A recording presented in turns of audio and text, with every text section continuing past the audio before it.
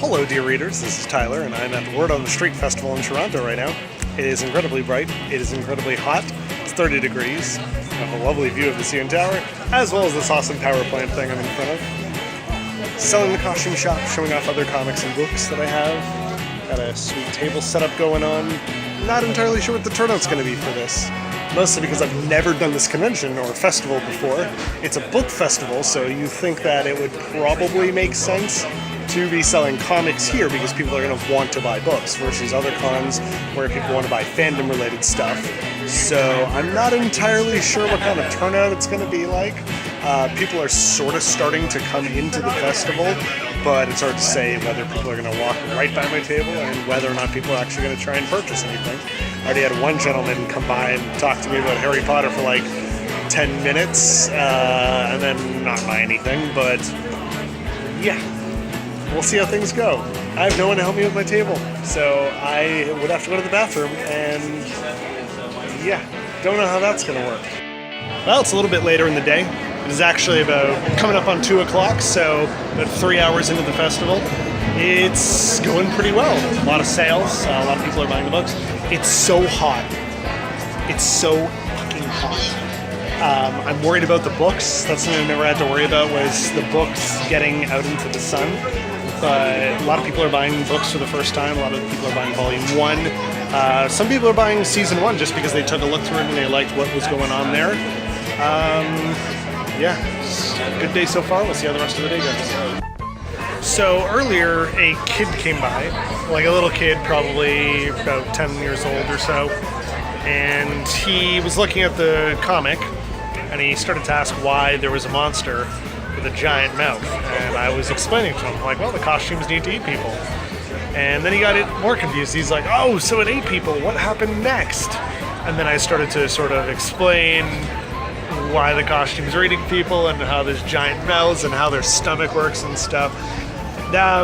It was then that I remembered why I got into that kind of stuff, like Goosebumps. The kid said he loved Goosebumps and the comic reminded him of that, so that was actually pretty cool. The kid actually ended up buying Volume 1, which is pretty standard. There's not anything inappropriate in it. The bonus comics are all sort of all ages. And then I showed the dad, I'm like, hey, just so you know, there might be some stuff in here. And he's like, that's fine. He's seen, it's nothing he hasn't seen before, which was pretty interesting. I've never had that experience. Obviously, like the other comics, they have like dicks in it and stuff.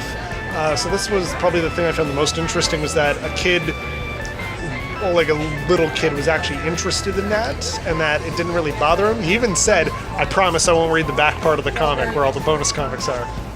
So that was definitely probably the most interesting part of the day so far. It's starting to get very sunny on my table.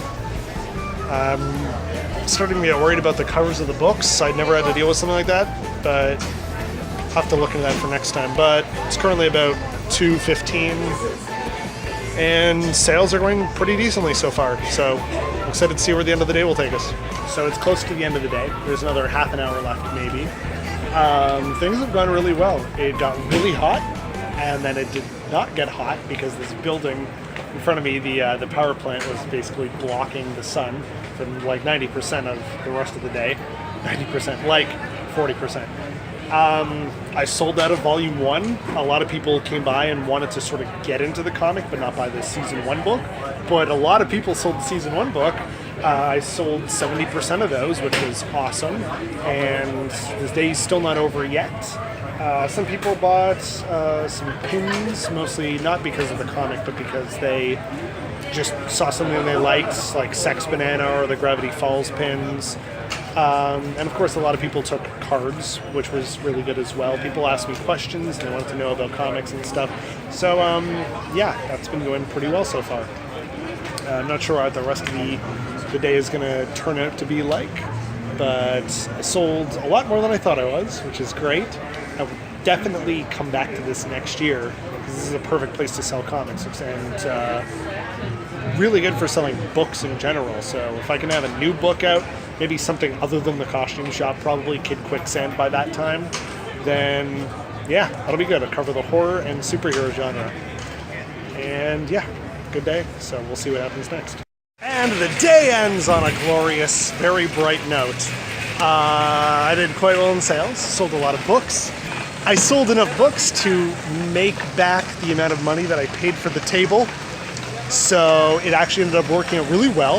If I had had a better selection of products or other comics, I think it would have done a little bit better. Maybe something a little bit more child-friendly, like a version of the costume shop that was for kids. Or like just the story without the bonus comics and porn in it. So I think I'll be coming back to this next year. Word on the Street has been great. It's a one-day con, or not even a con, it was a festival. I'm sure I can do a queer or gay talk next time on comics, or maybe even just gay content in general. But yeah, from Harbourfront in Toronto, this is all woo for the week of, I'm just kidding. This is Tyler from Creating Comics Weekly. Thank you guys so much for watching. If you have a suggestion for something you'd like to see next time, let me know. It's Tyler from Word on the Street, signing off. Formal goodbye.